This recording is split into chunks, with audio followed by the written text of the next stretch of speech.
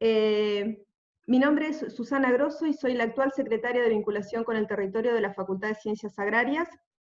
Les damos la bienvenida a todos en esta edición especial del ciclo La Facu en tu Casa en conmemoración del Día del Ingeniero Agrónomo. Por lo tanto, saludamos muy afectuosamente a todos los colegas y a nuestros graduados en particular, y también a nuestros primos, los médicos veterinarios. En esta oportunidad invitamos al doctor Santiago Poggio, quien es profesor en la Cátedra de Producción Vegetal de la Facultad de Agronomía de la Universidad de Buenos Aires e investigador independiente del CONICET en el Instituto de Investigaciones Fisiológicas y Ecológicas vinculadas a la agricultura, IFEBA. Su actividad científica está en la interfaz entre la agricultura y el ambiente. Por un lado, trabaja en la valoración ecológica y el manejo de la diversidad en los agroecosistemas, y por el otro, en la evaluación integral de sistemas de producción con diferentes niveles de intensificación y de diversidad de cultivos. En estos momentos, donde muchos de nosotros, como ingenieros agrónomos, nos replanteamos las prácticas agropecuarias, contar con el aporte de Santiago nos parece significativo para repensar nuestros planteos productivos, levantar la mirada del lote, observar el paisaje, comprender los aportes de los servicios ecosistémicos, fomentar la biodiversidad. ¿Serán las claves de la agronomía que se viene? Bueno, antes de darle la palabra a Santiago, les recuerdo las condiciones de participación. Por cuestiones de seguridad, ustedes tienen los micrófonos cerrados, así que les pedimos que vayan haciendo las preguntas en el chat. El chat, más allá de las preguntas que después le voy a retransmitir a Santiago, si queda algún dato o alguna sin responder, se lo voy a enviar a Santiago para que de esa manera después por mail él se los pueda responder, así que sería interesante que dejen el mail. Vamos a disponer de una presentación de 40 minutos y después estamos abiertos a preguntas. Así que sin más, Santiago, adelante. Muy bien, antes de poner mi presentación, quiero agradecer la invitación, ¿no? Y además en el Día del Ingeniero Agrónomo, es un gusto también ser el primero extranjero o externo a la UNL que hace su presentación en este medio, ¿no? Bueno, le hago también mi saludo a mis colegas, también a los médicos veterinarios, y hoy también recordamos el cumpleaños de un profesor que tuvo la Facultad de Agronomía de la UBA, Juan Valla. Todos los que somos de la Facultad de Agronomía de la UBA lo recordamos como profesor de botánica, y hoy cumpliría 91 años. Hace poquito nos dejó. Así que quiero también un recuerdo para Valla. Bueno, yo ahora voy a mostrar, o voy a empezar la presentación. Dentro de las limitaciones que nos permite este medio, yo voy a tratar que en algunos momentos, más hacia el final, tengamos un espacio para empezar a interactuar, ¿no? La presentación va a ser variada, trataré de hacerla más amena. A veces me siento un poco limitado en movilidad cuando estoy frente a una pantalla y uno ve todas las fotitos carnet adelante, y es distinto de tener la sensación de una sala, ¿no? Donde uno puede mirar, puede caminar entre la gente, y bueno, es lo que hay. Bueno, entonces yo voy ahora a mostrar mi pantalla. Espero no equivocarme.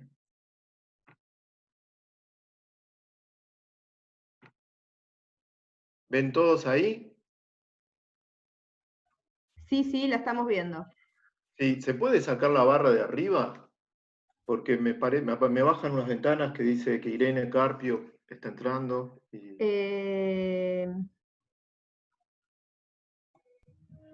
No, esas son las ventanas emergentes, no las vas a poder desactivar, pero momentáneamente Ahí ya va. son ahí. Muy bien. En el Día del Ingeniero Agrónomo vamos a hablar de ingeniería, pero de otro tipo de ingeniería. Vamos a salir del lote. Vamos a levantar la cabeza, nos vamos a acercar a los alambrados. Generalmente los ingenieros agrónomos estamos concentrados en lo que pasa en el lote, porque es nuestro trabajo hacer crecer cultivos, también podemos trabajar con animales, y rara vez levantamos la cabeza y vemos toda la cancha, ¿no? Y viste, cuando uno juega al fútbol tenés que mirar toda la cancha. Ahora vamos a levantar la mirada y vamos a mirar el paisaje, vamos a tener una perspectiva mayor. La charla de hoy tiene el título Ingeniería de los márgenes de cultivo para conservar la biodiversidad en los paisajes rurales. Lo primero que vamos a hacer es un ejercicio que es de construir el título. ¿Qué quiero decir con ese título? ¿No? Porque cuando uno piensa el título, dije, ¿qué quiero decirles? ¿Cuál va a ser el mensaje que quiero al final de mi charla y que quede sintetizado en 10, 12 palabras, que tenga gancho, que a la gente le atraiga? Porque si no, no vienen, no me ven, no me vienen a escuchar. Entonces el título incluye el para qué, el dónde y el cómo de esta charla. ¿Para qué? Porque nos interesa ampliar nuestra mirada como ingenieros agrónomos y nuestra acción como ingenieros agrónomos. Como ingenieros, nosotros hacemos cosas. Entonces queremos conservar biodiversidad para sostener servicios ecológicos en los agroecosistemas. Ustedes van a ver que hay palabras en itálica. Esas son nuestras palabras clave y después las vamos a tratar de vincular. ¿Dónde? ¿Dónde está en el título eso? Bueno, en los paisajes rurales. Después yo me voy a meter en por qué hablo de paisajes rurales y no hablo de paisajes agrícolas, y por qué no hablo simplemente de una palabra de hablar de paisaje. Y particularmente en los márgenes de los cultivos. Por eso yo les dije al principio, vamos a irnos hacia el margen, vamos a irnos hacia el borde. Vamos a buscar los límites de la agricultura, en lo que hace al espacio, ¿no? En los lugares que no cultivamos. ¿Cómo? ¿Cómo? Somos agrónomos, tenemos que hacer. ¿Qué vamos a hacer? Vamos a hacer ingeniería en los paisajes rurales. Ingeniería es usar el ingenio, encontrarle la forma, la vuelta de meterle mano a las cosas para obtener un resultado. Pero bueno, quizás tenga mucho de jardinería y de paisajismo, que los jardineros y paisajistas también son agrónomos, ¿no? Hemos tenido a Carlos Taís, un francés que vino a la Argentina a fines del siglo XIX, que era ingeniero agrónomo, y si vamos al Parque 3 de Febrero en la Ciudad de Buenos Aires, o vamos a parte del Parque Pereira Iraola, acá cerca de mi casa en La Plata, o al Country Abril, él hizo esos parques, y era ingeniero agrónomo y era paisajista, y cambió el paisaje de las pampas, porque muchas estancias grandes, o muchas, algunas, por ahí hay que contarlas si uno le pone el número. Este ingeniero agrónomo hizo paisajismo y cambió el paisaje, introduciendo árboles, poniéndolos en una configuración espacial, con un objetivo de belleza, ¿no? Un objetivo estético. Entonces, la charla va a estar organizada en esas tres preguntas. ¿Para qué? ¿Dónde y cómo? Ahora vamos a vincular las palabras clave. ¿Vieron que había esas palabras que estaban en itálica? Bueno, las vamos a vincular. Vamos a empezar por biodiversidad, que era la primera palabra clave que teníamos. Y cuando hablamos de biodiversidad, estamos pensando en funciones ecológicas, ¿no? Vamos a estar pensando en polinización, en control biológico de plagas, en ciclado de nutrientes. Y eso nos lleva a un concepto que es de fines del siglo XX, que son los servicios ecosistémicos. Después vamos a ir a definirlos, ¿no? Y eso nos lleva al paisaje rural. ¿Por qué hablo de paisaje rural? Porque hay gente viviendo en el paisaje rural, hay una población rural. Hay gente que trabaja. Entonces, no es solo el paisaje, no es solo agrícola porque no nos interesa solamente la parte que se cultiva, sino nos interesa también todas las personas que se están moviendo, que lo modifican, lo cambian, hacen cosas. Y de ahí nos vamos a enfocar en un elemento del paisaje que le vamos a llamar corredores. Corredores, para decir una sola palabra, pero sabemos que son elementos lineales del paisaje. Si vamos a la teoría en ecología de paisaje, a los elementos que son largos y angostos se les llama elemento lineal.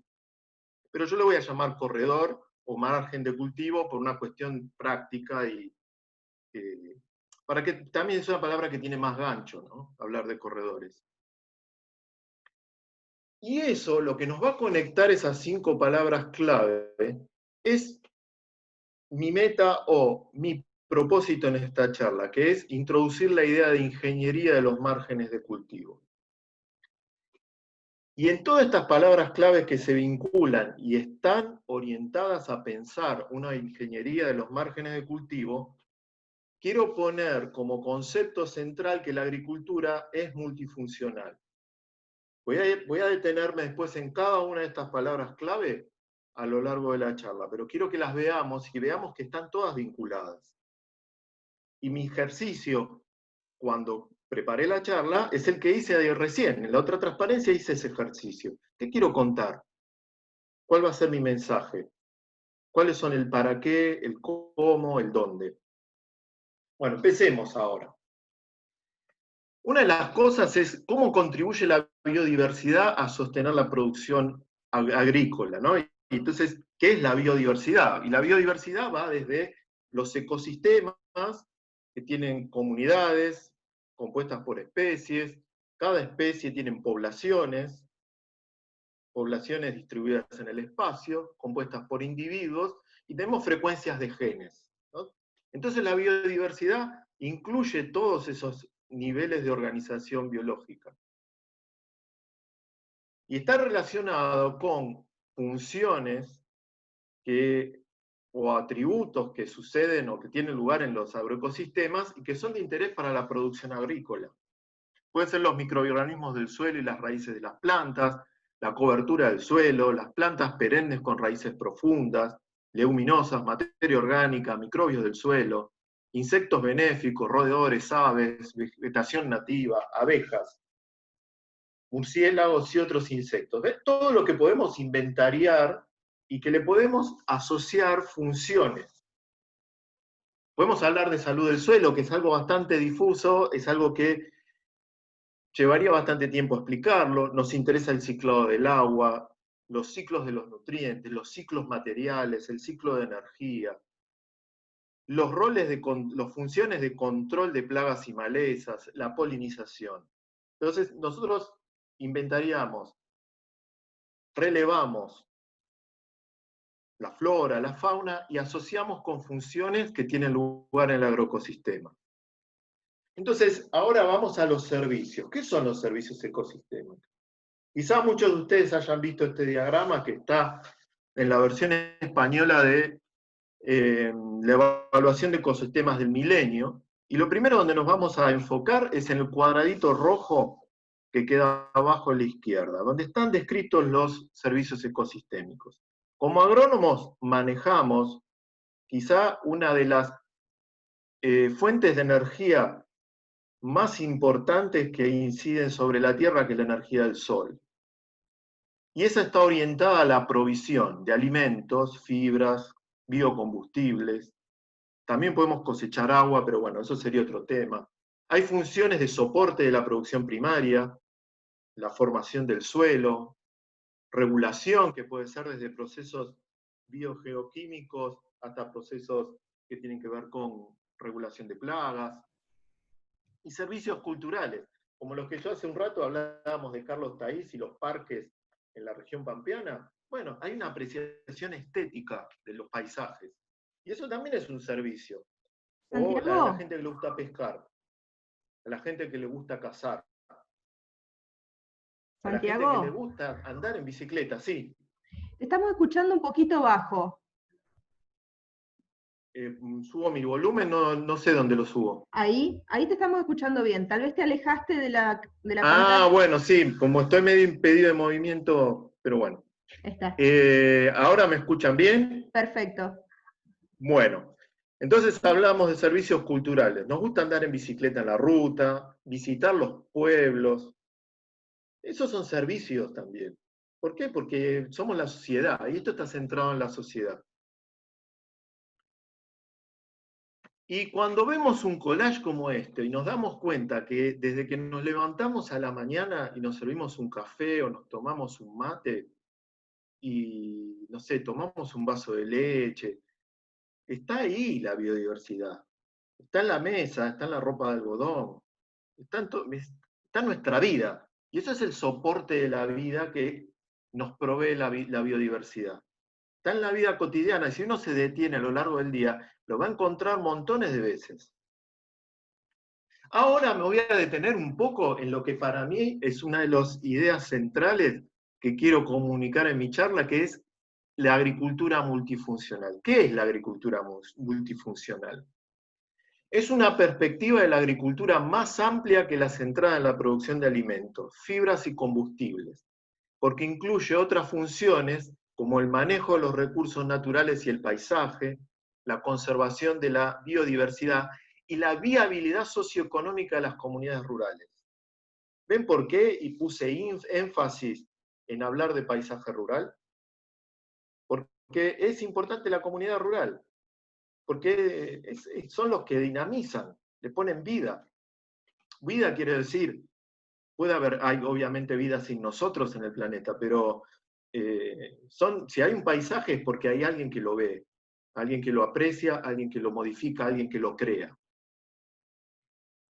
Esto es para mostrarles que hay niveles en la expresión de multifuncionalidad, de una multifuncionalidad quizá que es global, porque hay muchas cosas que pasan a nivel global, desde los mercados de commodities hasta una pandemia que nos tiene casi 5 meses en casa, lo que pasa a nivel nacional, nuestra idiosincrasia, nuestras leyes, nuestra forma de hacer las cosas, lo provincial, la comunidad rural, las chacras, las fincas, los campos, donde los productores trabajan. Y ahí es donde nosotros podemos hacer cosas. Ahí es donde se manifiesta más directamente la multifuncionalidad. Somos una república federal, entonces hay muchas leyes que son provinciales y se ejercen. Santa Fe tiene una ley de conservación que es más avanzada que muchas otras provincias. Si tienen un corredor en lo que es la autopista de Rosario a Santa Fe, es porque tienen una ley y han instrumentado esa ley. Ahora vamos a pensar un poquito espacialmente en lo que hace a dos ejes, lo que es la multifuncionalidad y cómo está relacionado con el margen para la toma de decisiones. Porque la multifuncionalidad se expresa porque tomamos decisiones. Entonces podemos tener un margen de toma de decisiones desde más amplio hacia más limitado. En toda la vida, ¿no? No puede tener más grado de libertad o menos grado de libertad para hacer cosas. Y eso va a definir niveles de multifuncionalidad baja, media y alta.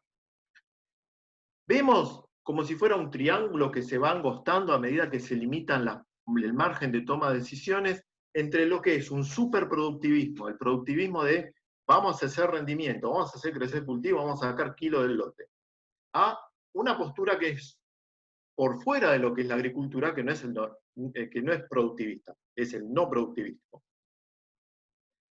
Entonces, ese rango de las restricciones y oportunidades influencian el potencial de que haya una transición de los sistemas agrícolas hacia una multifuncionalidad.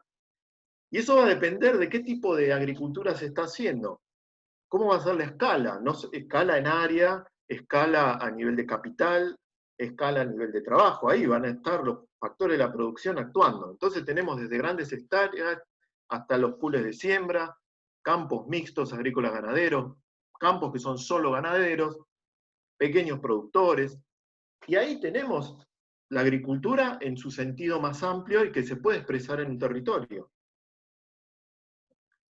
Entonces vamos a tener un gradiente en los tipos de agricultura, desde agricultoras pueden estar muy orientadas a la exportación, incluso de especialidades, no solo soja, maíz, trigo, girasol, sino quizá productos que, arándanos, por ejemplo, manzanilla, hacia otros productores que o son productores de subsistencia o están orientados al mercado local. También hacen una contribución importante a la producción de alimentos a nivel mundial. Entonces ustedes dicen, bueno, la conservación de la biodiversidad, ¿dónde está acá? ¿Dónde están las áreas protegidas? Bueno, las áreas protegidas pueden estar afuera. Entonces decimos, acá se produce y todo lo que es área protegida va a los rincones, donde no podemos producir. Eso es lo que ha pasado con los parques nacionales desde hace más de 100 años hasta esta parte. Pero otra alternativa es que tengamos las áreas protegidas distribuidas en los paisajes rurales. que las pensemos, que diseñemos, las instalemos, las manejemos y hagamos monitoreos periódicos. Y si hay que corregir el rumbo, vemos cómo lo hacemos. Entonces ahí tenemos las dos posiciones que para mí no son conflictivas, porque uno puede tener áreas protegidas, bien aisladas, de tamaño bien importante, y también tener pequeñas áreas protegidas distribuidas, con cierta configuración en los paisajes rurales, o en los paisajes que tienen determinado uso. Ahora, después de haber hablado de multifuncionalidad de la agricultura, y espero que haberlos convencido, yo estoy convencido, ¿no? Que vamos hacia una agricultura multifuncional. A nosotros la idea nos llega tarde, nos llega como 15, 20 años tarde. Quizá porque en Europa las interfaces rurales urbanas son mucho más densas, las distancias entre la gente que hace agricultura y la gente que vive en las ciudades es más corta, entonces eso fue un problema antes. Y ahora quiero introducir otra idea. La escala de paisaje es clave para entender y manejar procesos ecológicos relacionados con la biodiversidad y la provisión de servicios ecosistémicos, tanto en ecosistemas naturales como en los manejados por la actividad humana. Y yo insisto, hablamos de paisajes rurales, porque es central considerar la población que los habita y trabaja en ellos. Ahora, vamos a empezar a ir acotando el transcurso de la charla para enfocarnos en el elemento del paisaje que nos interesa, y bueno, son los corredores rurales. Rurales porque están en el paisaje rural. Entonces, ahora nos preguntamos otra vez, ¿qué son los corredores rurales? Entonces, cuando uno habla de corredores, piensa en gente que le encanta ponerse las zapatillas y correr. Lo tenemos ahí abajo a la izquierda. Los caminos rurales de Argentina han servido para el turismo carretera hasta que Moura se fue. También es un servicio del ecosistema. Los que salen a andar en bicicleta, hacen carreras, solos, los que corren. Esto es un servicio ecosistémico. Es un servicio del paisaje rural. Pero bueno, de este tipo de corredores no quiero hablar. ¿Pasa en el paisaje rural? Sí, pero vamos a hablar de ecología de paisajes. Entonces, ¿qué son los corredores rurales? Son elementos lineales con vegetación espontánea en los paisajes rurales, cuyas características contrastan con las áreas linderas a ambos lados. Esta foto, y esto es para la gente del norte de Buenos Aires, ¿no? Donde a mí me gusta andar dando vueltas. Este es el camino que une Rancagua en ruta 32 con la ruta 31 al costado de la planta de Decal. Bueno, este es el camino. Usted se está mirando hacia Rojas. Ya eso es partido de Rojas. Este es un camino típico que si yo no le digo de Rojas, me pueden decir, esto es Santa Isabel. Y se juegan todo de que esto es Santa Isabel en Santa Fe. Y otro viene y dice, no, Wilred. Esto es Wilred. ¿Por qué? Porque tienen esa fisonomía. Tienen la banda que puede tener mejorado, seguramente pasa la Champions varias veces al año, vegetación a ambos lados, vemos plantas que son malezas como el sorgo de Alepo, arbolitos que no plantó nadie pero lo trajo un ave que perchó en el alambrado, y esto es lo que vemos. Ahora vamos a ver, vamos a pensar qué funciones cumple este corredor rural.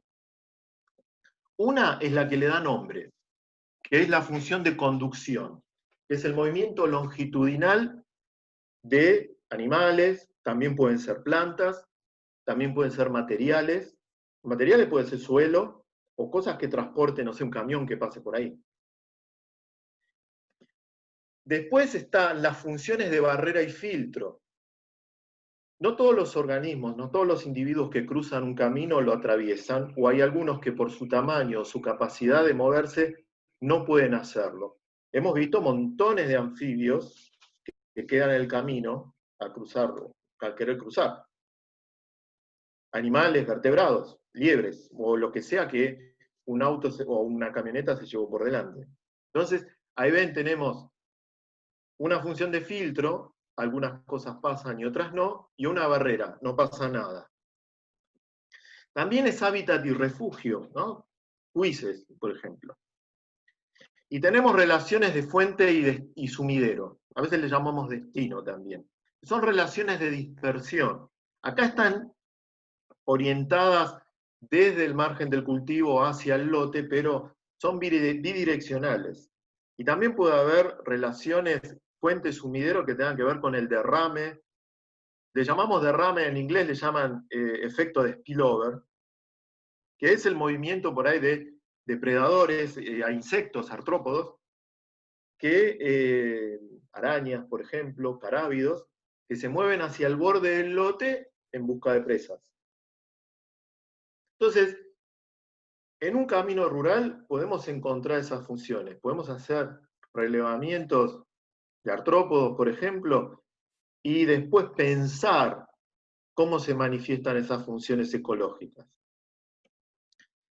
Si hablamos de corredores, tenemos que hablar de conectividad, que es un concepto que está íntimamente ligado y tiene mucho que ver con la ecología y la conservación. Si hablamos de conectividad de hábitat, donde la conexión es entre parches de hábitat de una especie. Ahí tenemos el foco puesto en una especie. Es el objetivo de muchas iniciativas, muchas investigaciones de ecología y de conservación. También podemos tener una conectividad ecológica, donde lo que se conectan son procesos ecológicos a través de múltiples escalas, y nuestra perspectiva pasa a ser la del ecosistema. Ahí lo que varían son los efectos entre especies. Después tenemos una conectividad del paisaje, que quizá los efectos de manejar y diseñar intervenciones en la infraestructura de un paisaje nos interese más.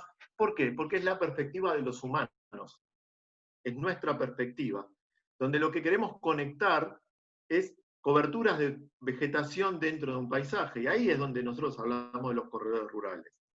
Otra vez tenemos los efectos que varían entre las especies, pero también podemos encontrar probables relaciones positivas entre la conectividad ecológica, que puede ser el movimiento, la dispersión de organismos, y la perspectiva humana en lo que hace a la conectividad del paisaje.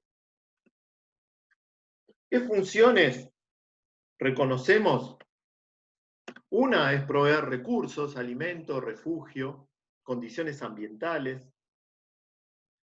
Otra es la función que les nombré recién, ¿no? Es de servir de conductos que favorecen el movimiento longitudinal.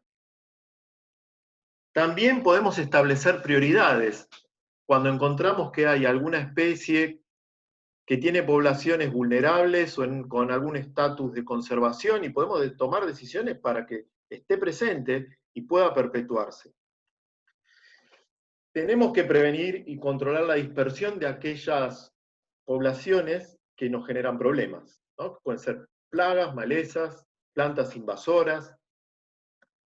Y todavía nos falta saber mucho, no sabemos sobre materiales, ciclos biogeoquímicos, contaminantes. Entonces, todavía lo que hace a la ecología de corredores rurales está en construcción. Hay mucho todavía por hacer. Ahora vamos a mostrar unos poquitos resultados, porque después quiero enfocarme en algunos resultados más recientes, ¿no?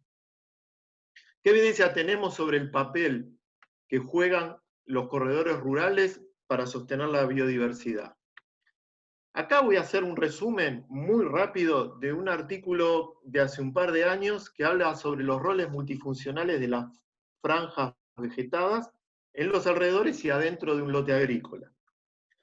Estos son es una revisión sistemática que lo que busca es compilar toda la información disponible. Después, cuando uno mira la lista, el material suplementario, hay muchos artículos, muchos argentinos que deberían estar y no están. Pero bueno, eso no es ningún problema.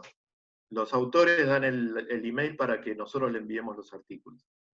Vemos que hay un aumento, y eso coincide más o menos con el año 92, cuando se hizo la Convención de la Biodiversidad en Río de Janeiro.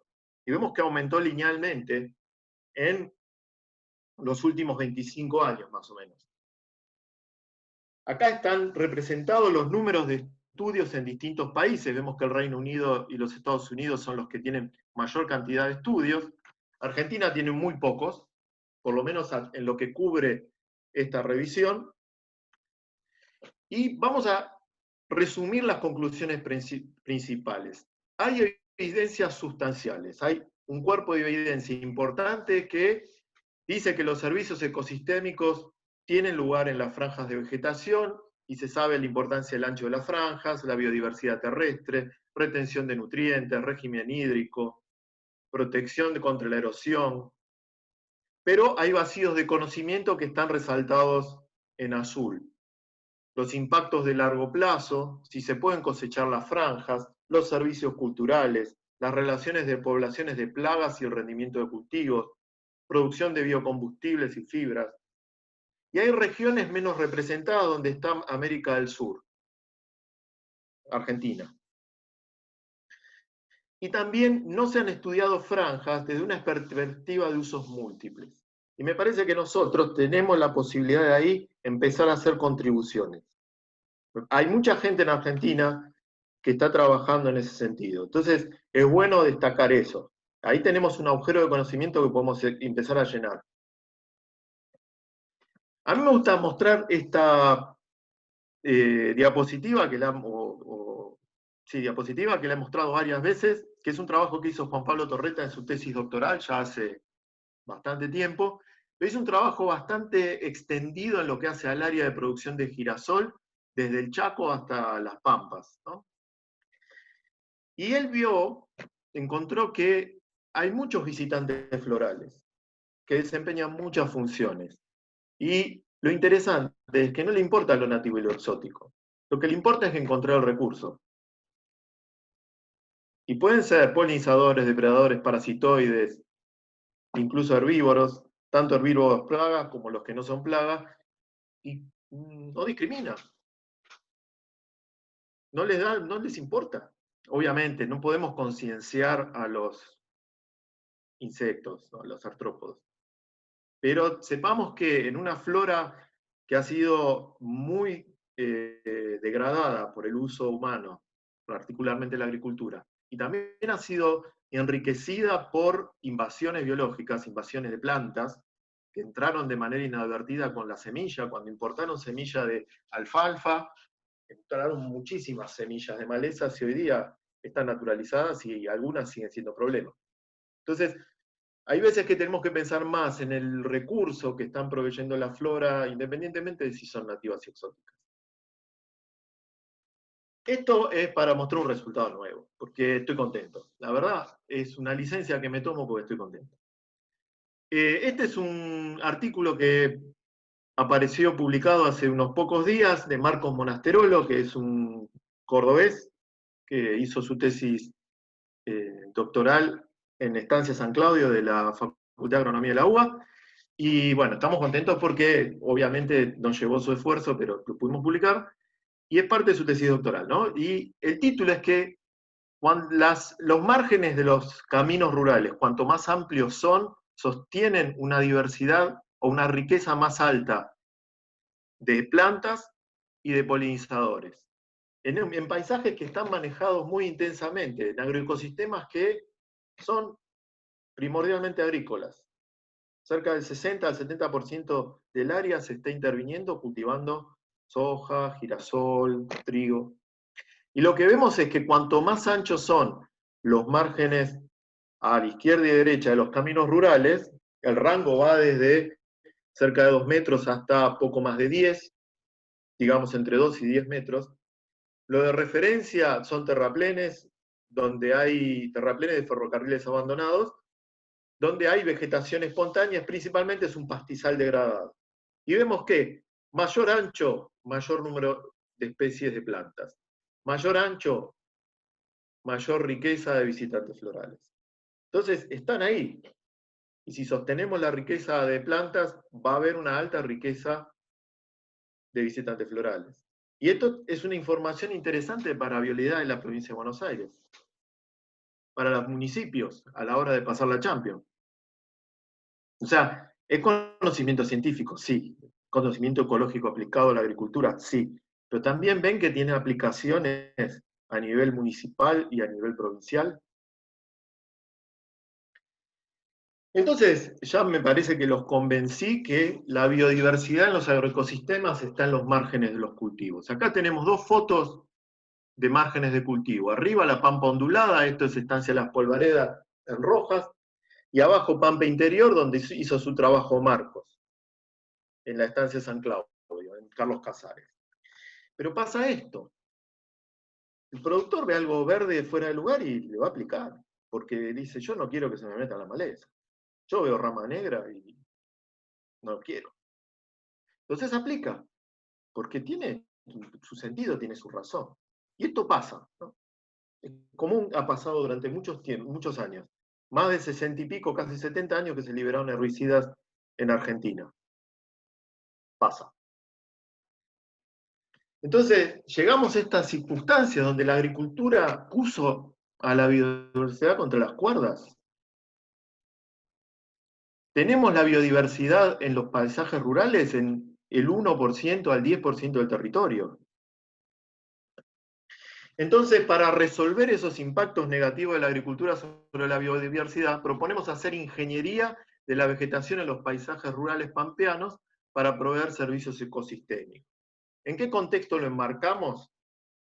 En la Estrategia Nacional de la Biodiversidad. O sea, esto yo lo pensé para tener un marco nacional.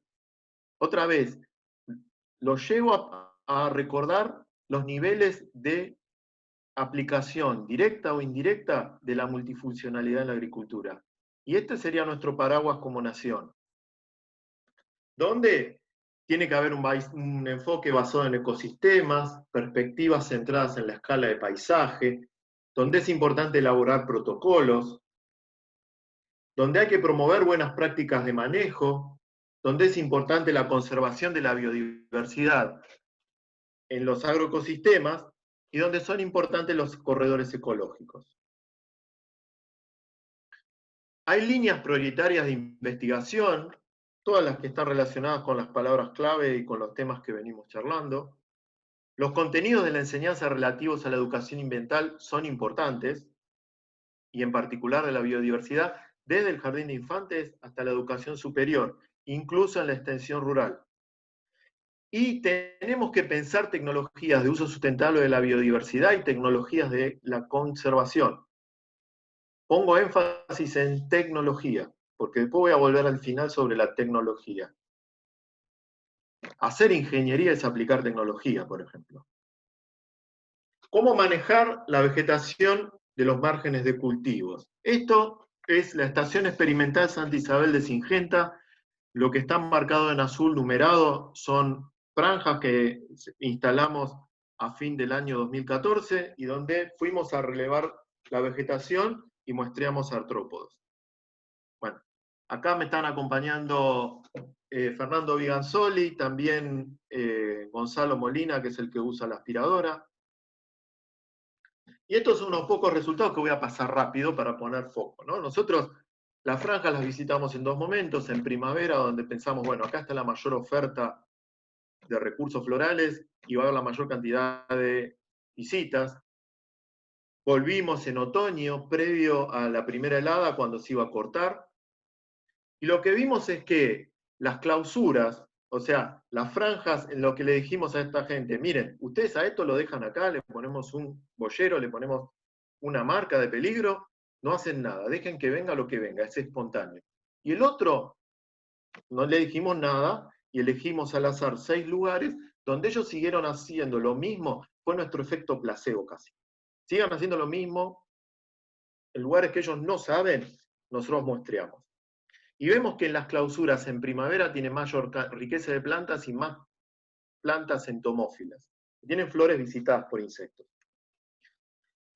Cuando vamos a ver los visitantes florales, vemos que pasa lo mismo en primavera y la riqueza no importa en lo que hace a la estación. Importa haber clausurado, importa haber dejado de aplicar herbicidas totales.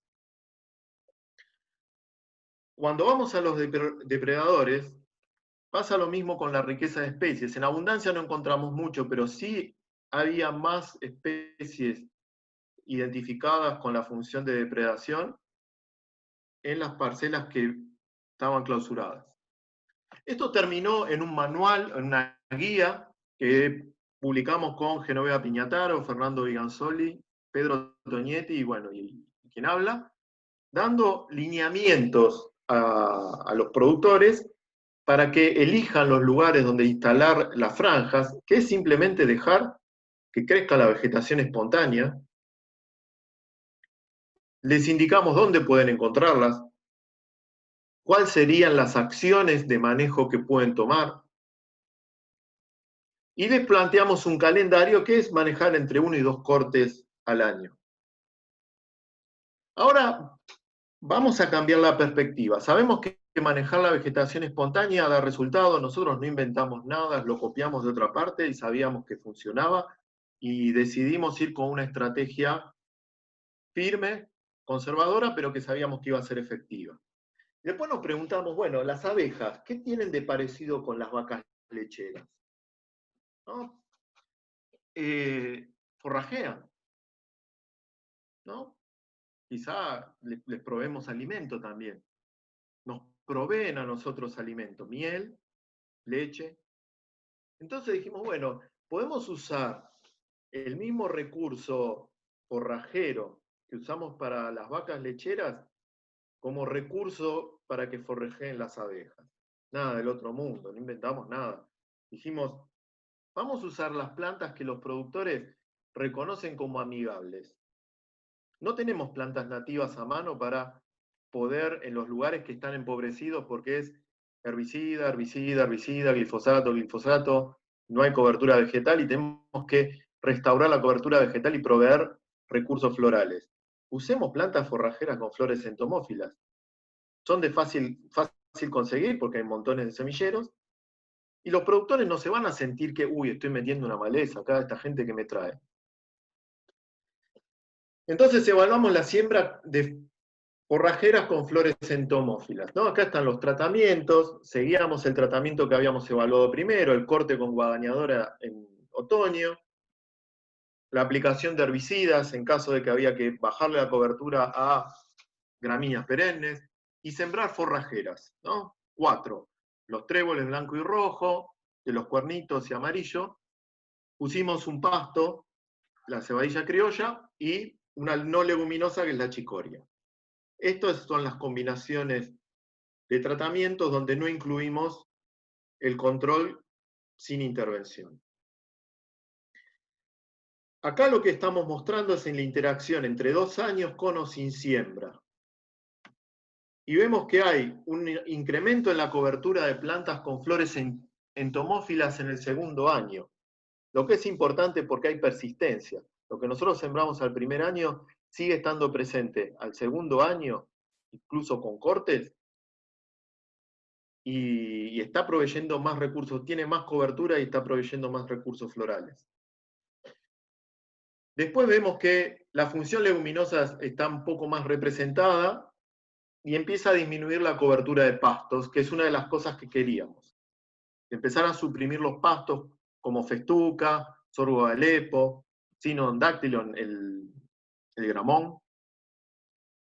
Entonces, la aplicación de herbicidas presiembra y los cortes anuales son necesarios para asegurar el establecimiento de las franjas. Entonces, ahí también de alguna manera estamos haciendo agronomía porque estamos usando herramientas que los agrónomos manejamos bien. Esto es para mostrarles que hay una alta riqueza de morfoespecies de artrópodos. No voy a entrar en los detalles, himenópteros, dípteros y demás. Hay funciones asociadas, depredaciones, polinización, parasitoidismo. Entonces, podemos también promover, mediante acciones sencillas, la diversidad de artrópodos en un paisaje rural. Y este es un experimento más nuevo que se instaló hace 1 año y medio. Está instalado en la Facultad de Agronomía, donde tuvimos 2 tratamientos, sembrado y no sembrado, con una mezcla de 4 especies, sacamos el pasto, tiene los tréboles rojo y blanco, el trébol de olor blanco, amarillo, y la chicoria. Y ahí está la gente trabajando, está Lucas Landi, creo que está también Micaela Bongianino, Marta Telesnicki, que valientemente fue a supervisar el corte, porque hicimos un corte el 19 de mayo. Entonces, este es el experimento. Es un experimento chiquito, pero que como un microcosmos nos permite de una manera más manipulativa a ver cuál es la respuesta a sembrar. Y esto es lo que queríamos. O sea, cuando dibujamos en papel de hipótesis queríamos ver esto. El número de unidades florales, no contamos flores, porque a veces contamos capítulos, como en el caso de la chicoria, o contamos flores que son inflorescencias, como lo de los tréboles. Pero vemos que esto, cuando vi el resultado, me encantó. ¿Por qué? La línea roja es el 21 de diciembre, a la izquierda en amarillo la primavera y en rojo el verano. Aumentamos la oferta de flores con la siembra, y la aumentamos mucho. Después de ahí hay cosas que se mezclaron entre golpe de calor y un poco de estrés hídrico en el verano. Los patrones entre control y siembra son bastante parecidos. El resultado importante es este: la oferta de recursos florales en primavera aumentó más de 3 veces por la siembra de forrajeras con flores entomófilas. Y ahora vamos a poner un poquito de nombre y apellido, a ver quién fue qué planta fue la responsable. Y fue el trébol de olor, blanco, Albus, que fue la que proveyó mayor cantidad de recursos florales. En segundo lugar, el trébol rojo. Trébol blanco y achicoria estuvieron un poco suprimidos. Y a la derecha está la especie espontánea más abundante, el pega-pega. Si prestamos atención, tenemos este pico que es antes del día de verano, en trébol de olor, y este pico en trébol rojo. Y si vemos acá, vemos esta diferencia entre control y siembra, donde la siembra pudo haber contribuido a suprimir al pega-pega. La oferta de recursos, como conclusión, ¿no? Para que lo leo, para que nos quede claro, la oferta de recursos florales en primavera fue incrementada por el trébol de olor, una planta erecta, y el trébol rojo, una planta más postrada. Ambos tréboles suprimieron al pega-pega, la especie espontánea más abundante. Ahora vamos a entrar a las conclusiones, ¿no? Nos vamos a relajar un poco porque quiero que empecemos a abrir la cabeza. Uno, no hay muchos mensajes, son 2 o 3 mensajes. Lo voy a repasar, espero haber sido claro y que lo lleven a su casa y los ayude a pensar un poco.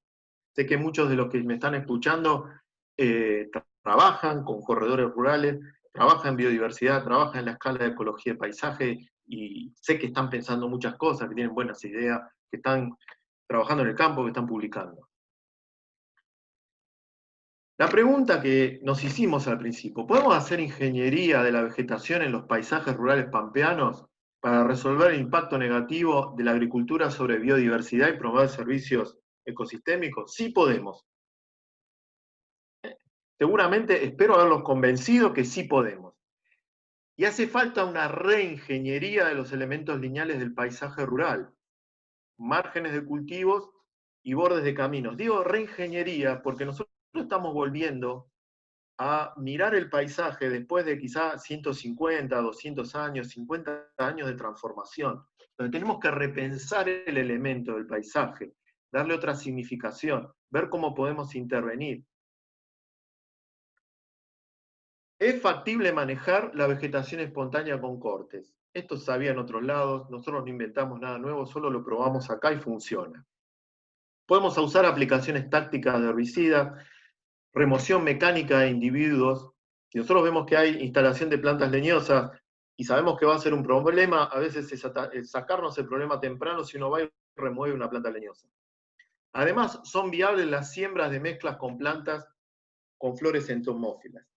Una cosa que estaría bueno ponerle cabeza y acción, ponerle las manos, es, si bien nos hace falta más investigación y pensar la generación de procesos y cómo sería la infraestructura, yo estoy convencido de que también es viable la restauración de la vegetación y la reintroducción de especies nativas, donde esto puede traer bastante trabajo en el sentido de tener una ocupación, una salida laboral para las comunidades rurales. Porque esto implica la colección de semillas, ver cómo se pueden reproducir en vivero, cómo podemos multiplicar semillas, si vamos a usar bolsitas con mezclas, si vamos a reintroducir individuos perennes. Eso todavía hay que pensarlo. Pero creo que tiene mucho potencial. Y ahora yo puse página en blanco, llegué al final y dije, yo voy a provocar. Yo voy a tratar de que la gente, no los puedo ver, no puedo interactuar, mirarlos a la cara y hacerles preguntas directamente, pero entonces dije, ¿yo cómo provoco? ¿Cómo vamos a generar un poquito de lío, ¿no? De discusión, que salgan cosas? Entonces, imaginemos el futuro. Una vacuna, inmunidad de rebaño, se termina la pandemia, vendrán otras, pero salimos a la calle otra vez, felices. Se nos viene la pospandemia y ya estamos pensando cómo vamos a poner en acción, concretar las cosas que pensamos durante no sé cuántos meses que estuvimos encerrados. Que me quiero ir al campo, no, yo en Palermo no vivo más, la pasé re mal, departamento interno, 2 ambientes, vos no sabés ni el sol, mal. Me voy a ir a vivir a la Luisa, me voy a ir a vivir a Mechita. Entonces, titular de los diarios, post pandemia, mucha gente se muda de las grandes ciudades para vivir en pueblos rurales despoblados. No estoy haciendo futurología, ¿eh? Lo vamos a ver. Los trenes vuelven a conectar ciudades y pueblos. Más interfaz entre lo habitado y lo cultivado. Surgen conflictos con los porteños que se mudaron a Mechita. No quieren glifosato. Coexistencia de distintos tipos de agricultura. Los orgánicos llegan a un acuerdo con los convencionales. Necesidad de rediseñar y manejar conscientemente las tramas de infraestructuras verdes y azules en los paisajes rurales. Infraestructura verde es todo lo que estuvimos hablando. Borde de camino, los alambrados, los bordes de los campos, las autopistas con los préstamos. La trama azul, que eso sería lindo que alguien le ponga mucha cabeza y sé que hay gente que lo estudia, sería muy interesante. Es toda la trama de arroyos, todos los cursos de agua, los canales, los legales y los otros. Esos son importantes, están moviendo un montón de cosas ahí. Son hábitats. Las lagunas. Entonces, nacen los tecnopaisajes rurales. Altos niveles de intervención y monitoreo. Uso de inteligencia artificial. Son paisajes más habitados, más sanos y más conectados. Insisto, vamos a ver tecnopaisajes. No es que yo no tengo la bola de cristal, no tengo a alguien, un ángel que me transmite cosas, no soy profeta. Trato de imaginar el futuro, quizá tengo un poquito de tiempo libre y pienso cosas, muchas son pavadas, pero pienso que vamos a ver tecnopaisajes rurales, vamos a ver robots trabajando en el campo, vamos a ver drones volando, ya están volando. Vamos a ver más gente viviendo en el campo. Y va a haber de los orgánicos y de los otros. Todo lo que querramos. Pongo el énfasis en tecnología y lo hice varias veces y como ingeniero tratamos de hacer buen uso.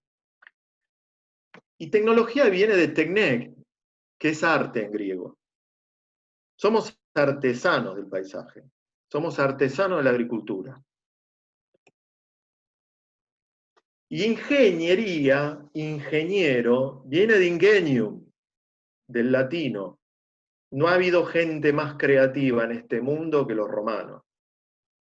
Si hoy día podemos ir a un estadio de fútbol y alentar, es porque los tipos pensaron el Coliseo. Después del Coliseo, ya está, no importa, el Monumental, la Bombonera.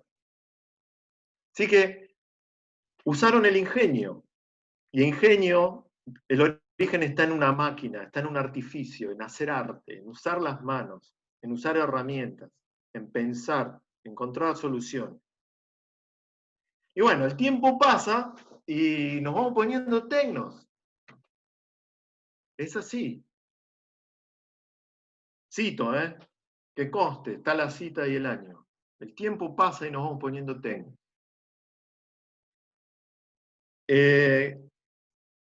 Vamos a tener espacio para conversar, para responder preguntas. Quiero agradecer, en primer lugar, a Susana Grosso por invitarme. Siempre que recibo una invitación, primero de vuelta, digo, una cosa más. Y bueno, sí, yo me meto, sí, vamos. Y acá estoy. También a Guillermo Walker, que con él también interactué un poco por mail, también está acá guiando y coordinando esto. Y a un montón de gente. Están ahí los nombres. No quiero nombrarlos, los puse en orden alfabético, pues son todos importantes. Agradezco mucho de corazón a los que están acá. Están sus nombres ahí y me pone feliz. Y bueno, y a todos ustedes, les agradezco a todos ustedes por escucharme. Seremos, no sé, los que somos, pero está bueno. Y nos acerca un tema que nos interesa, un tema que nos apasiona. Y bueno, muchas gracias a ustedes por escucharme y ahora, bueno, les voy a dar, no sé cómo sigue la cosa, pero espacio para que pregunten o que conversemos. Bueno, Santiago, excelente. Excelente, Ah, gracias. muchísimas gracias. No, de nada, de nada. Yo la paso bien. Y agradecemos, que era un miedo que no se cortó la luz, porque en La Plata hay No, una tormenta muy fuerte en estos momentos. sí, Así sí, sí. que... Cuando acá en La Plata llueve con ganas, vuelan los árboles, se inunda. Pero bueno, no Así fue tan que, fuerte. Ya paró acá. buenísimo. Así que, bueno, vamos a ir leyendo las preguntas. Bueno, Que ya hay una pregunta de Noelia Calamari.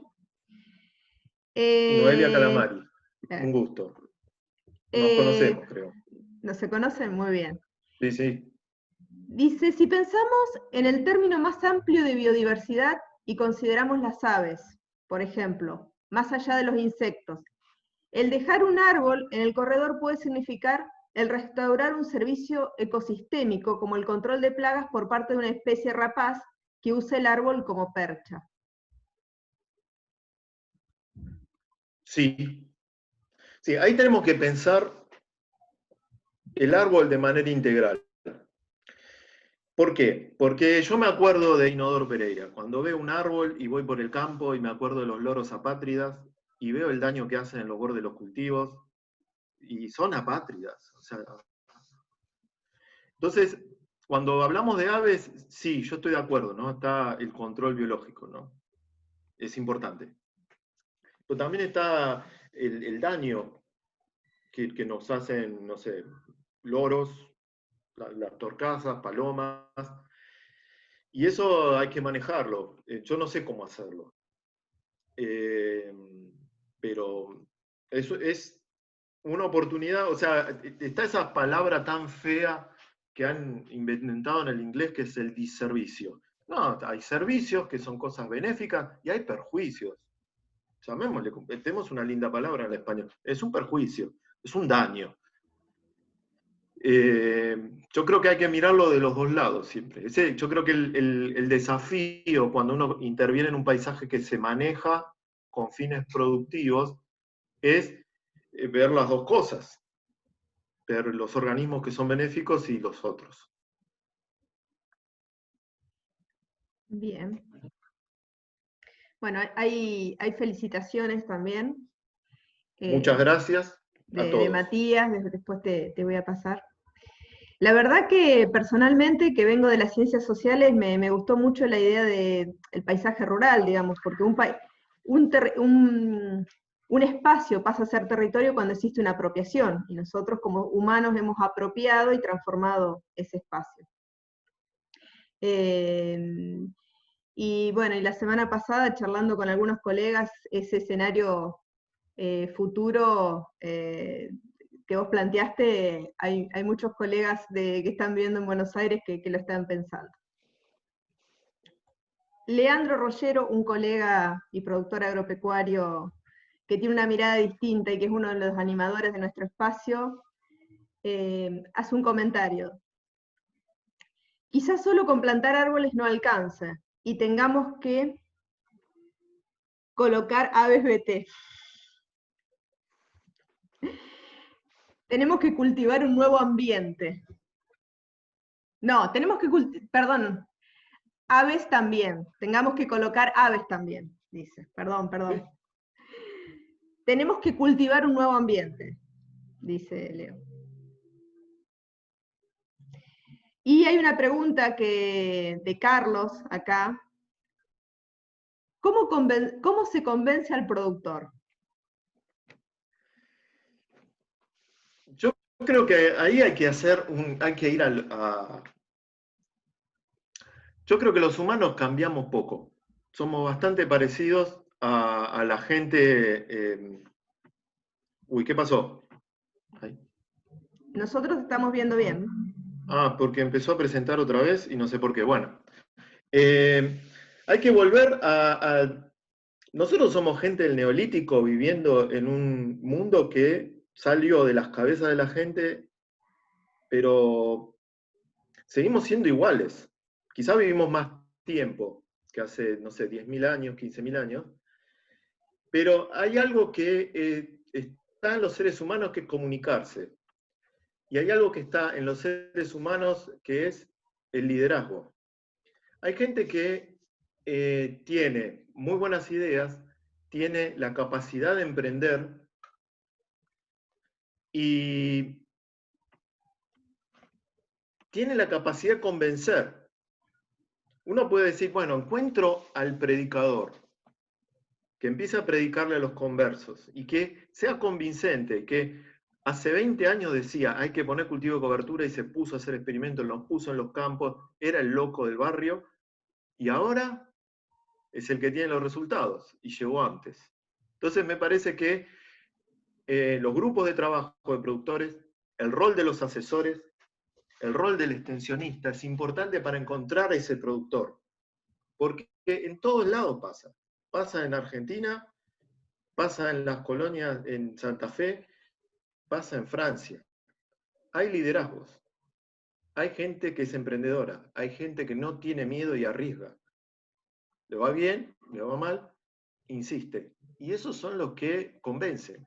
Entonces me parece que desde la sociología rural, la gente que trabaja en extensión, tiene que trabajar por ese lado. O sea, está fuera de mi área, ¿no? Yo soy ecólogo agrícola, agrónomo, orgulloso, pero me excede, ¿no? No es mi área, yo no sé, trato con gente, doy clase, hablo con los productores, pero me parece que ahí tienen un nicho para trabajar, encontrar a las personas que son con prédica, con iniciativa, con liderazgo.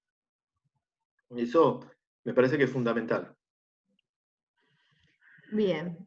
Eliana Exner, yo te digo ese nombre, para vos tal vez no significa nada, pero es una de nuestras docentes en el área de botánica y trabaja mucho lo que es plantas nativas.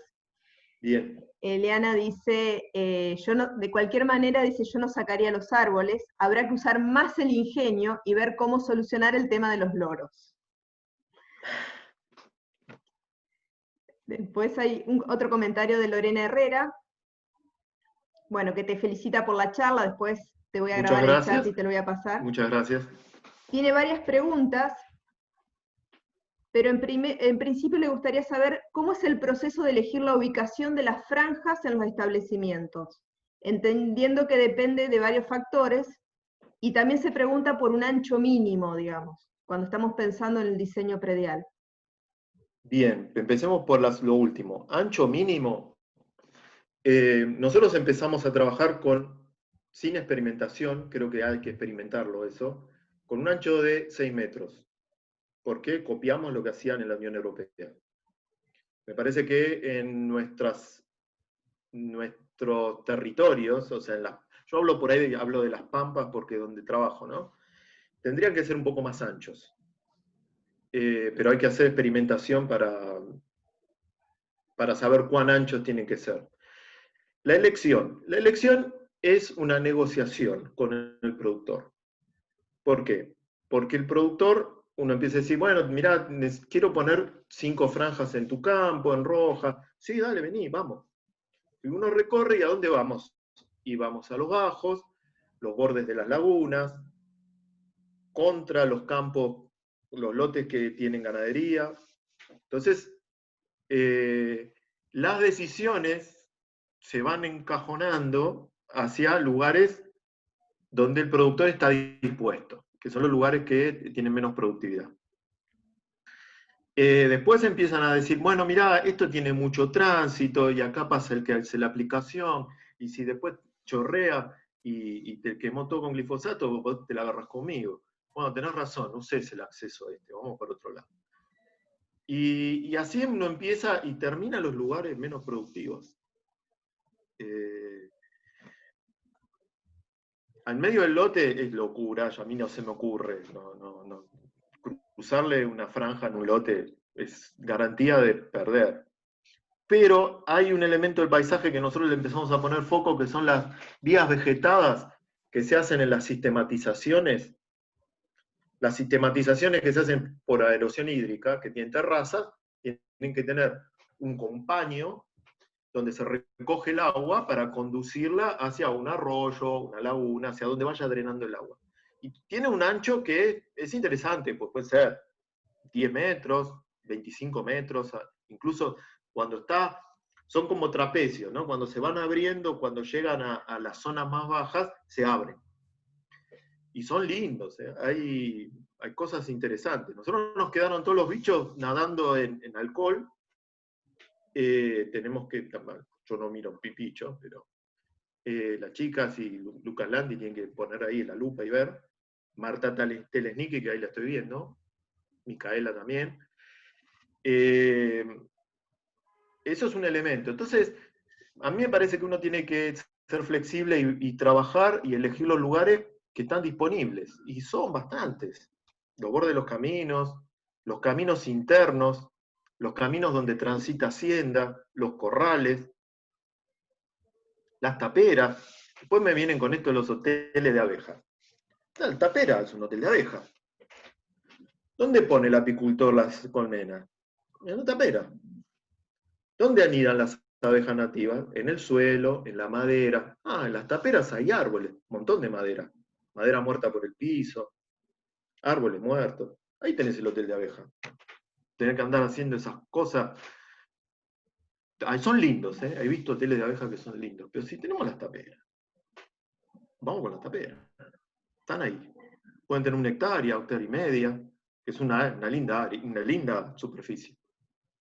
Entonces, para cerrar la respuesta, me parece que uno tiene que escuchar al productor y mirar qué es lo que hay, qué podemos intervenir en lo que hay. Y empezar a trabajar con lo que queda en los rincones. Espero haber respondido. Sí. Gracias, Santiago. Bueno, acá hay otra pregunta de Romina Suárez, que nos Romina, dice, un gusto. Qué bueno que pudiste venir. con respecto O al... estar presente. Ahí está, Romina. Con respecto a la ingeniería de márgenes, mencionás que la estrategia de manejo propuesta con siembra de especies florales es viable. ¿A qué te referís con viable? Pero sigue. ¿Han monitoreado en el tiempo si las especies sembradas se conservan o se sostienen sin la necesidad de volver a realizar una inversión, una intervención, supongo que querrá decir? Sí, intervención. O luego de haber realizado el manejo, vuelven a dominar las especies de gramíneas que se desean reducir. O sea, ahí quedó claro. Sí, está claro, está muy claro. Tiempo, cada 2 años, estoy seguro porque lo vi. El experimentito chiquito que está en la Facultad de Agronomía está pensado para mínimo 4. Es chico, no, es un microcosmos, un mesocosmos. Vamos a tratar de tirar 4 años con cortes, sin cortes y viendo cuánto persiste. Uno podría tomar como referencia lo que sucede en la ganadería o cuando sembramos pasturas. 6, 10 años, siempre se degrada. Hay especies que persisten más, el trébol blanco, que lo vemos, está naturalizado, incluso uno lo puede ver adentro de un lote agrícola como maleza, yo le tengo más fe. Y sin ir muy lejos de mi casa, si uno va al Parque Pereira, acá cerca de Berazategui, ¿no? En La Plata, y uno va en el fin de la primavera-verano, los bordes están azules con flores de achicoria. Entonces, la persistencia, hace 2 años te digo, sí, estoy seguro. Quizá uno podría pensar de 4 a 6 con bastante confianza, que es lo que puede persistir en una pastura. No sé si quedaba algo más al principio. Sí, la pregunta, vos hablabas de especies florales viables. ¿A qué te referías cuando hablabas de viable? Supongo No, que a como los gustos práctica del viable, productor. yo estoy copiando lo que hace un tambero que siembra una pastura. Para mí es viable desde el momento en que hay mucha evidencia empírica. Es algo que se hace y es efectivo. Si cualquier productor le decís, che, mira, tengo que sembrar esta mezcla, son trébol blanco, rojo, bla, bla, bla. Sí, listo, vamos, tengo máquina, vamos. O sea, yo creo que a cualquier productor, ni hablar cerca de Rafaela, que deben sembrar pasturas para vacas lecheras, más sin problema. Lo de la persistencia es un tema. Y lo que a mí me gustaría en algún momento es ver qué conjunto de nativas uno podría meter en el combo. No sé qué nombres ahora no me vienen, pero alguna verbena, por ejemplo. Solidago, quizá mejor trasplantarlo de rizoma, pero opciones tenemos. Me gustarían pastos nativos, perennes. Pero eso ya me parece que requiere una infraestructura de viveros, transporte, personal que maneje el vivero. Eso es otra escala. Me espero haber respondido. Puede ser me voy por las ramas y... No, perfecto, perfecto. Bueno, hay un montón de mensajes, yo no los alcanzo a leer, así que vamos a ir viendo y si no le pedimos a la gente que nos deje su mail y para ir respondiendo Sí, después, sí, sí. si no llegamos con los tiempos. Yonicelia Araujo pregunta, ella es docente de la cátedra de taxonomía en nuestra facultad. Ah. Bueno, en primer lugar te agradece y te pregunta si el manual de publicación con Syngenta está disponible online. Sí, creo que está en la página de ellos, que creo que se llama Polinizadores, pero si no, me manda un mail, yo se lo mando. Bien, Yonicelia, te pedimos que dejes tu mail en el chat, entonces después Santiago te lo puede enviar. Romina Suárez pregunta si conocen de especies de fauna que se encargan de dispersar trébol blanco u otras especies de interés, y si han pensado en aprovechar los márgenes para favorecer la dispersión de especies de fauna dispersoras. No lo pensamos. ¿Y quién puede comer? Aves seguro. Quizás roedores. Lo que hay que pensar con los tréboles es que tienen mucha proteína. O por ahí si uno piensa en crucíferas, mostaza, colza, algún rabanito, tiene mucho aceite. Entonces eso, tener energía o tener proteína, deben ser palatables para roedores pequeños, aves. Pero no pensamos. No, estamos pensando con total intervención humana al sembrar. Y hay resiembra, o sea, yo no soy experto en forraje, pero los que han trabajado con trébol rojo manejan la resiembra.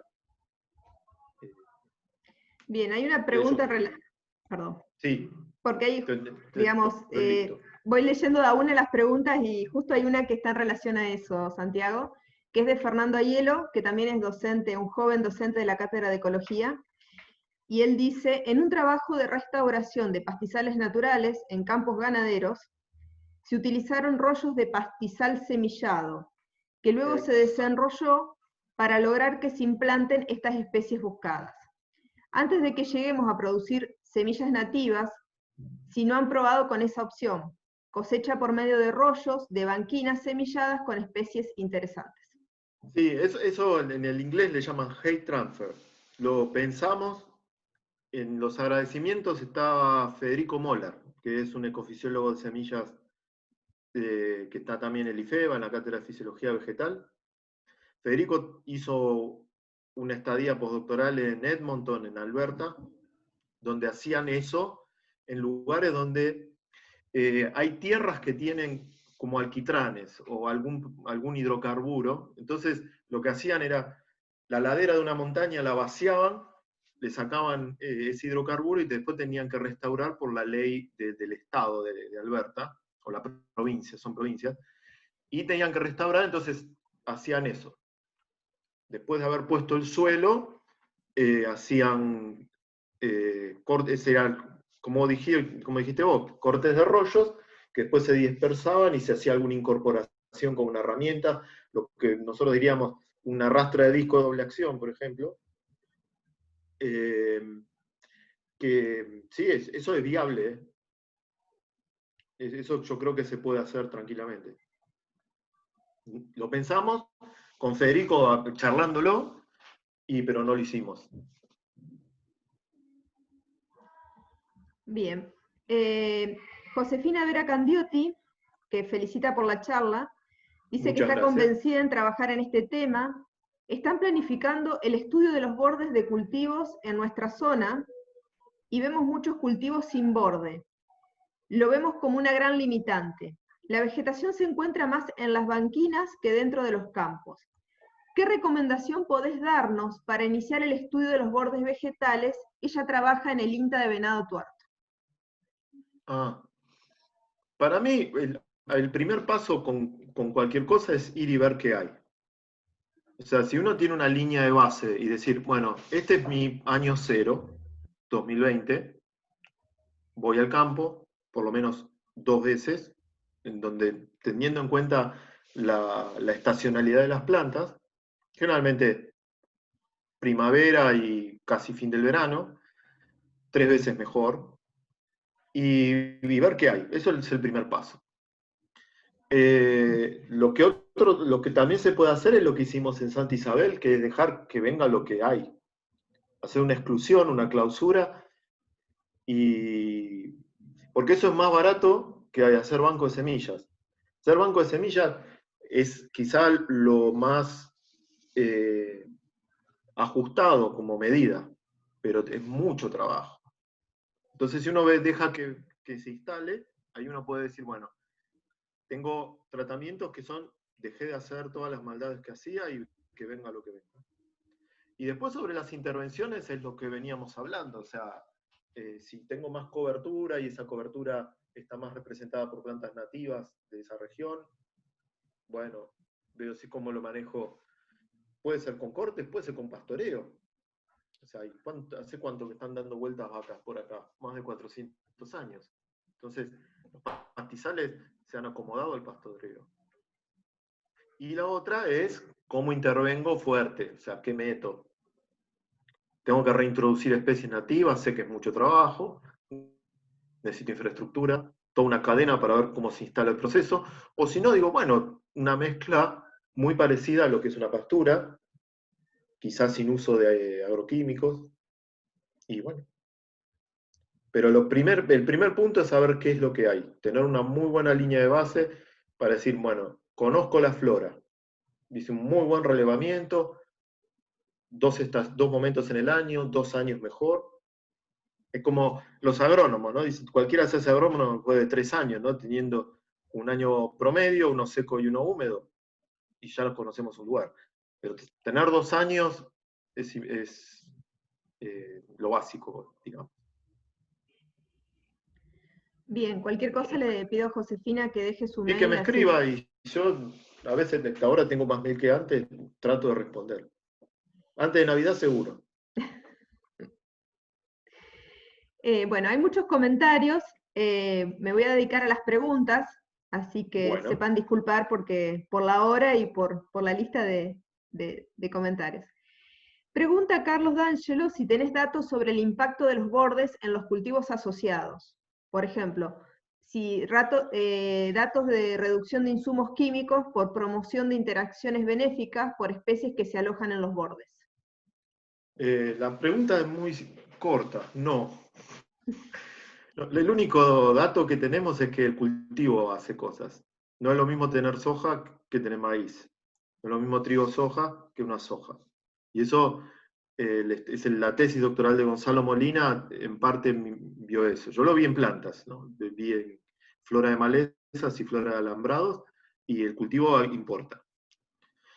Esa es la gran pregunta, y más con organismos móviles. O sea, si queremos ver artrópodos, hay que hacer la trazabilidad. Nosotros quisimos hacer una cosa que después nos salió mal, pero bueno, el intento valió la pena, que era capturar los artrópodos herbívoros en lotes de soja y en los bordes.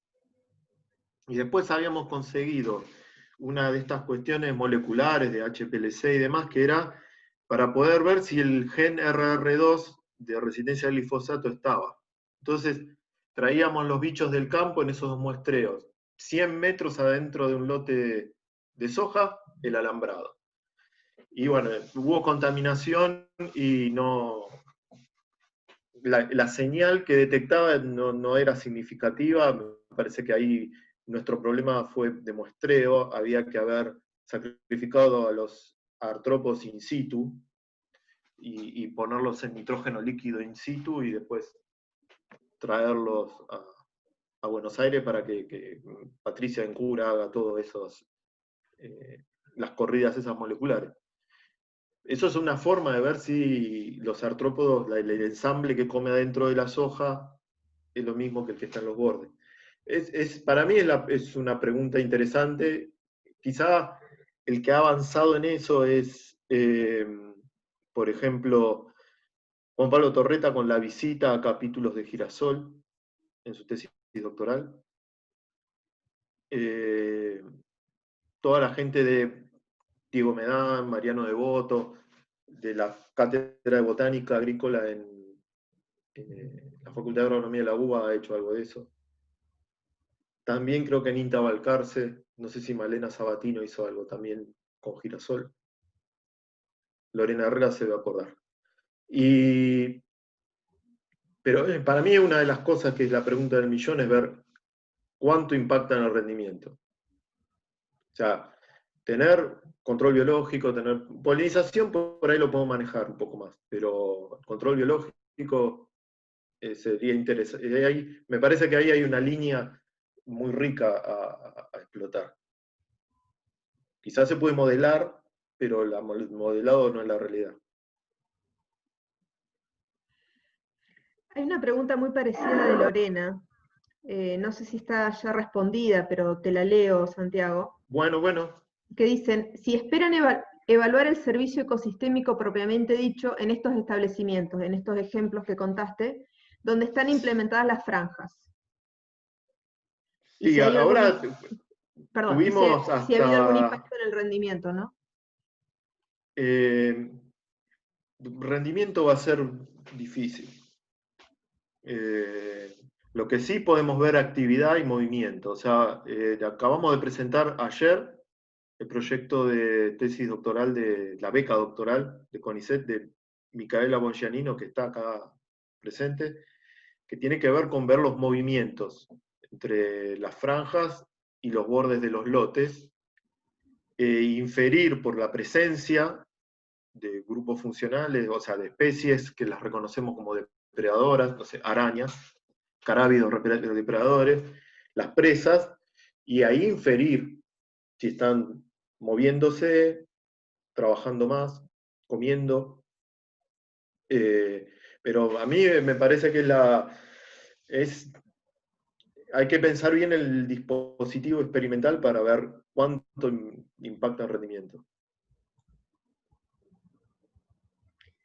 Bien, bueno, ahí Micaela manda saludos. Muchas gracias, Mica. Voy a hacer, Laura Orduna.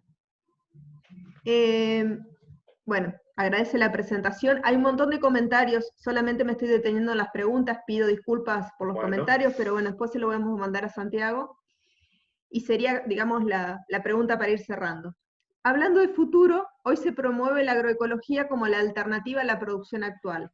¿La agricultura multifuncional sería otra alternativa?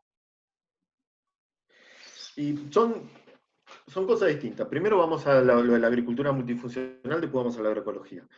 La agricultura multifuncional es una manera integral de pensar la agricultura.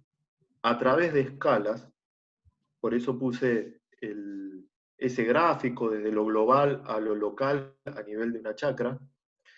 Y hay todo un lío de lo que es multidisciplinario, interdisciplinario, transdisciplinario. Pero esto nos lleva a tener que trabajar de manera interdisciplinaria y tener en cuenta los ejes transdisciplinarios. ¿Qué quiere decir esto? Lo interdisciplinario es cuando hay sujetos, personas formados en distintas disciplinas que trabajan juntos para resolver un problema en un territorio y donde los bordes, los márgenes de lo que Santiago es agrónomo, se formó como ecólogo agrícola y después ya aprende de los sociólogos rurales, antropólogos, todo, de la gente que trabaja en ciencia del suelo, y se vuelve toda una madeja en donde resolvemos un problema, sí, pero lo miramos con todas las perspectivas, y hay una propiedad emergente. Eso es interdisciplinariedad. La transdisciplinariedad es cuando vamos hacia arriba, en el sentido de planificar, pensar leyes, incluso llegar al nivel más alto que es repensar nuestros valores. ¿Cómo nos aproximamos, nuestra visión del paisaje? Eso ya es una cosa que es de toda la sociedad, es un tema que a mí me parece que, punto de vista, ¿no?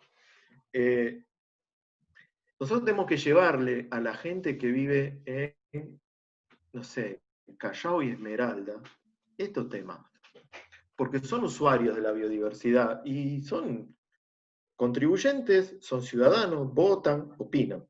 Entonces, es una discusión más amplia, la de la agricultura multifuncional. Agroecología. Yo, personalmente, ecólogo agrícola. Es la ecología aplicada a la agricultura.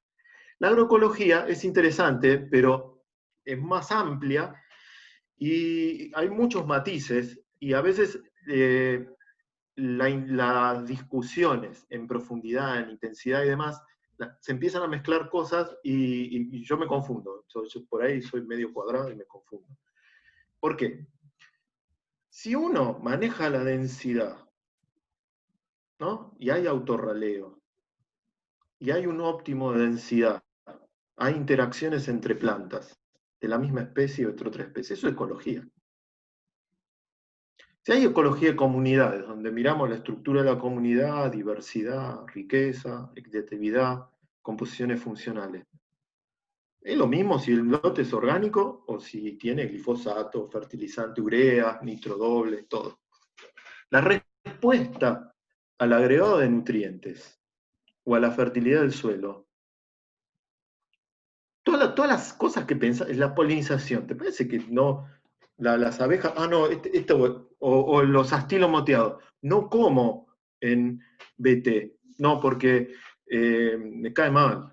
No, las interacciones, lo que nosotros estudiamos en la ecología, es independiente, la cabeza de haber pensado la ecología y aplicarla, es independiente de si es convencional, orgánico, un productor de 5 hectáreas o de 5.000. Entonces, nosotros, personalmente, yo me mantengo en el terreno donde juego. Y opino, interactúo, hay cosas que no entiendo, hay cosas que me callo, pero creo que hay veces que hay que marcar el uso de las palabras, qué tipo de discusiones y en qué terrenos nos metemos entre lo agroecológico y la ecología, no quiero decir dura, porque quizás la ecología sea la disciplina más blanda de la biología, ¿no? Está más cerca de la sociología que de la biología molecular. Pero ahí hay que tener claro en qué posición uno se planta como científico y como docente universitario. Porque hay palabras que se vuelven vacías de contenido. Hablamos de sustentabilidad. La deuda externa, la negociación, todo es sustentable. No tengo la menor idea. La forma de producir es sustentable. Estamos produciendo de manera ecológica. Acá cerca de mi casa hay uno que lava el auto y dice que hace lavado ecológico. Porque los muchachos lo lavan a mano, Entonces, le ponemos lo que tenemos en la cabeza y lo que pensamos a una palabra y la llenamos del contenido que nos deja tranquilos. Nos deja bien, es agroecológico, lo compro. Es un producto biológico, hay pañales que son ecológicos. Entonces, ahí tenemos que parar y decir, ¿qué estamos pensando acá? ¿Qué es lo que significa esto? ¿Qué significado le da a la persona? Yo como decodificador de ese mensaje, ¿cómo lo interpreto? ¿Qué opino? Entonces, ahí eso, por ahí yo no soy talibán, no soy una persona que sea fundamentalista, pero a mí me parece que como ciudadano de a pie, mi libertad está en pensar todo lo que se me plante. Después tengo la libertad de callar o de decir, pero me parece que hay que pensar tranquilo, ¿no? Cuando hablamos de agroecología, ¿a qué nos referimos?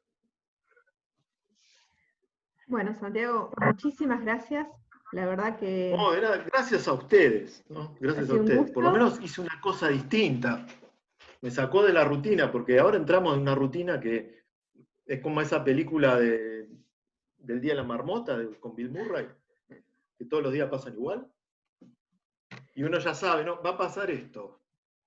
Va a pasar el sodero. Y ahí pasa el sodero. O sea, a mí yo lo aprecio mucho, agradezco mucho a toda la invitación, a todos los presentes, porque me sacó de mi rutina y tuve 2 horas, y casi 2 horas, que me divertí un poco. Espero que lo hayan disfrutado. Sí, hay muchas felicitaciones, hay 2 mensajes de Daniel Grenón, que es nuestro profesor de informática de agromática, que no lo leí porque son comentarios, perdóname Daniel, pero Pero te los voy a me los mandar, pasan después. te los paso, porque bueno, había muchos comentarios y me limité a las preguntas, pero Bien, bueno, bien. creo que este ha sido, personalmente, bueno, te dice que Daniel dice que nos ayuda a pensar, Daniel forma parte también de nuestro equipo y creo que este, Santiago, como te dije en el mail de invitación, es el primer encuentro, espero que la próxima sea con un La asado próxima ahí. No, voy o para con un allá. surubí. Ahí Sí. Carlos tiene fama de hacer buenos asados, así que esperemos que la Bueno, próxima vez sea un poco más cercano. tomo nota, tomo nota. Ahí está, ahí aparece Daniel. Pero yo agarro y voy, en chata o en micro. No hay colectivos ahora. Bueno, pero cuando tengamos la otra normalidad, porque ahora estamos en el durante, cuando sea el post, ahí veremos. Te esperamos y bueno, y también está Leonel, que es un poco la persona que nos puso en Fenómeno, Leonel. contacto, Muy bien, que Leonel. bueno, que ha presentado ayer su proyecto de beca doctoral y bueno, nosotros somos los satélites alrededor de Sí. esta vinculación. Así que bueno, agradezco mucho a todos los presentes. Te Sí, dejo cerrar, muchísimas Santiago. gracias. Pues sé que dedicaron su tiempo, lo agendaron, se ocuparon de encontrar el link de Zoom, están acá, así que lo agradezco mucho.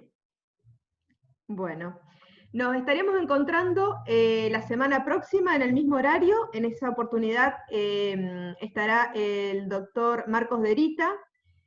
Marcos Derita es químico y trabaja con plantas medicinales. Entonces va a hablar un poco de los mitos y realidades que hay en las plantas medicinales.